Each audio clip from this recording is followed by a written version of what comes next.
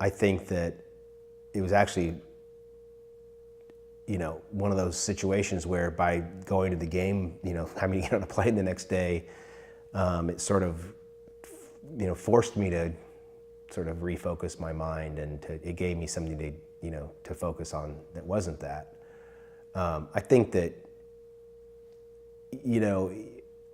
if you do journalism long enough, you're going to see things that most people don't see. And you're going to have to understand that you have to be able to react to those and be emotional about them, and then try and figure out ways that you can remember the positive things in life and what's good. The nice thing for me was I did get on a plane and I flew to Colorado, and I went up into the mountains, and for me that's an escape, to be able to be up in nature and to be able to see the beauty of the world. Sort of helped me decompress from that situation. But then the next day, it's like I said, this is the journalistic life of a newspaper photographer.